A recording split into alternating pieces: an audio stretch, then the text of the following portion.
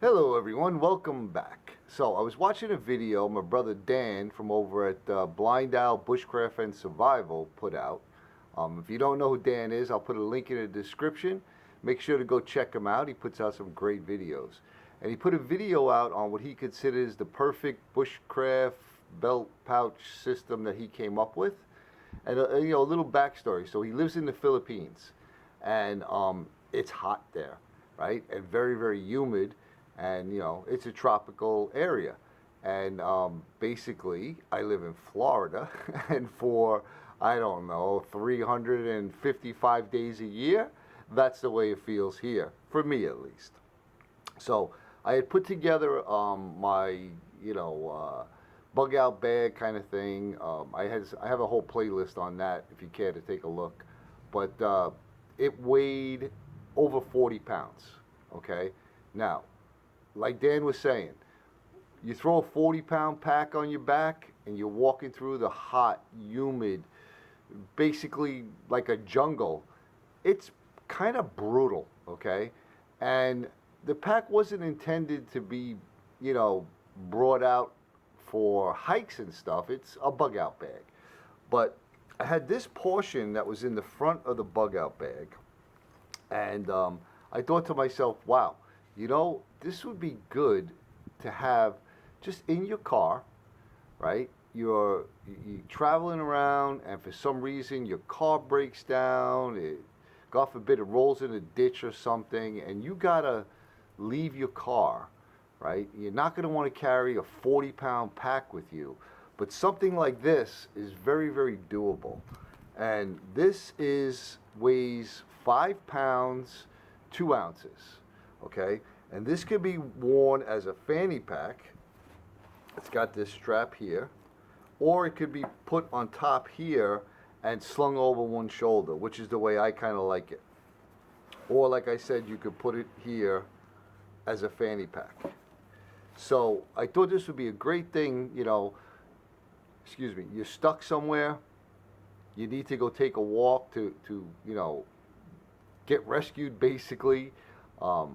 And you just want a couple essential things that if you get stuck overnight, you'll have something in this bag here to help you be more comfortable. And again, it's not a bug out bag. This is not you can use it for a day hike kind of thing, but it's not going to have food and all of that kind of nonsense. It's more of I don't even know what to call it, an emergency bag maybe. Or a oh no, I'm stuck here kind of bag. But let me show you what I got in here. So we got 1, 2, 3, 4 pouches, right?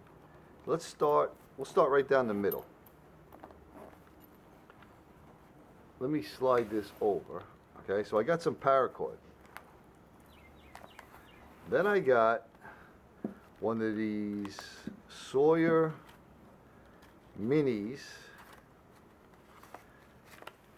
I have some potable water purification tablets, because you have to have water, right? Let's see if I can get this thing out of here.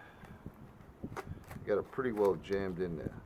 So I got the squeeze water filtration system, the mini Sawyer. All right, because you're not going to have a pot or anything in here.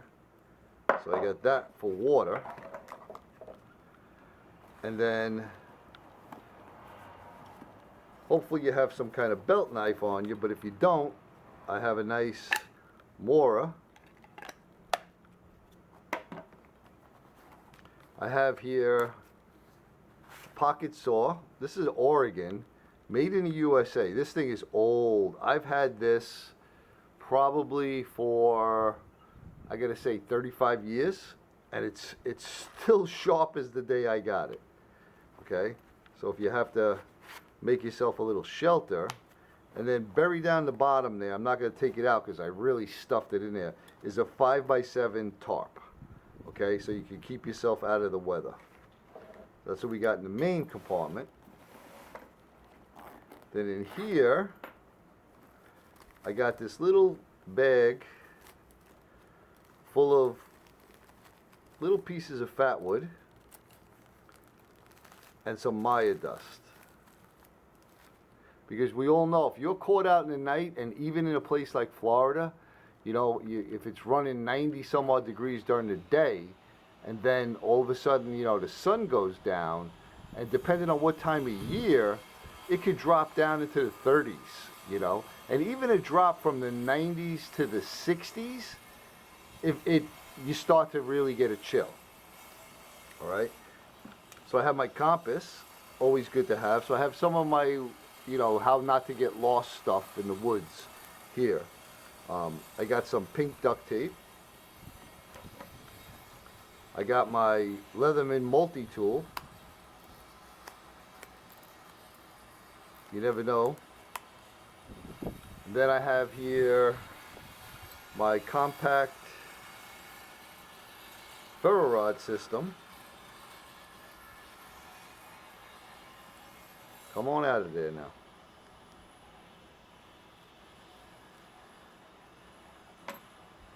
Little compact ferro rod, Nathan 4071.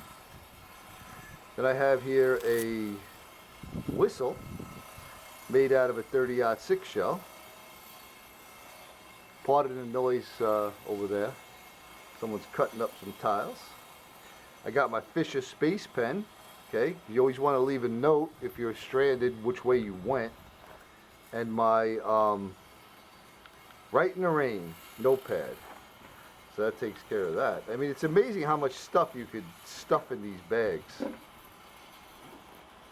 And again, 5 pounds, 2 ounces. So I have one of these crank flashlights. Okay, it's 2 modes, 3 LEDs. You pull this out and you crank it. Now, just a little word of warning, caution. When you buy these, there was a whole scam going on years ago where there actually was batteries in here, and they weren't true crank flashlights. Okay, so I actually took this one apart, and it is a true crank flashlight. If you look, hopefully if you can look, see it doesn't go on. It's kind of bright here, but no light. And you take it. It doesn't even need a lot of cranks. You can see that it lit up. So this is a real one. So we got a light, flashlight, stormproof matches. I would go with these first before the ferro rod, but you never know. I got another little mini saw, one I made.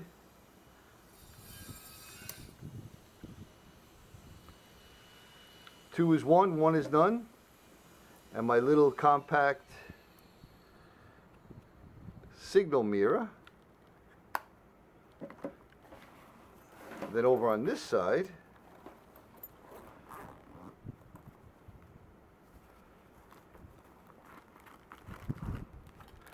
I have these, you drop a water on these and they expand. You can use these to gather up some dew in the morning to get some refreshment. This works great, and for other things you might need them for. And then I have here a big old help sign. And I have this hanky that I got. Safety hanky.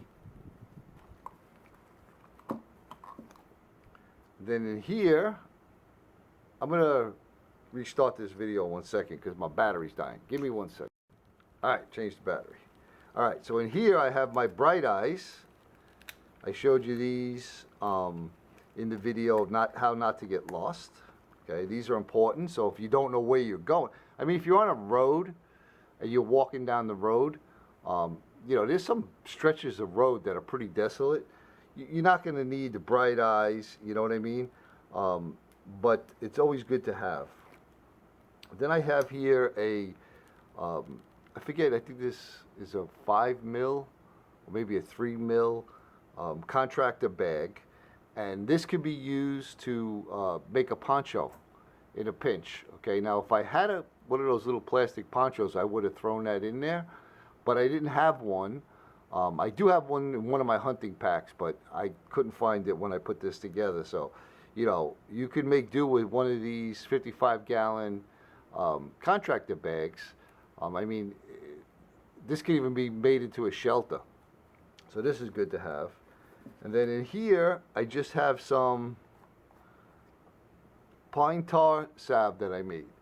Okay, so, you know, if you get a little sunburn or a little scrape or something, this is good to have. So I just threw that in there. Now, this does not contain my first aid kit. My first aid kit, I actually have 2 of them in my car. One is small enough that I could, if I'm wearing cargo shorts or whatever, I could throw that in my pocket.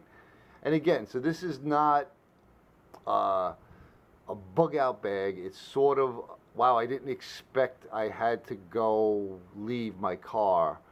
So I'm going to take this with me just in case I can't get back to it. So that was it. I mean, there's a lot of stuff stuffed in there. And like I said, it's just 5 pounds, 2 ounces.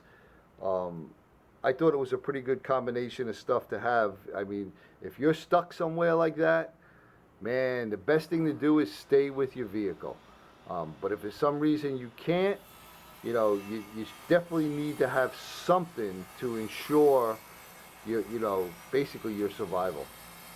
So hopefully you enjoyed watching this, everyone. And like always, I appreciate your views and I appreciate all your comments. And I hope you're having a great day. And we'll see you on the next one.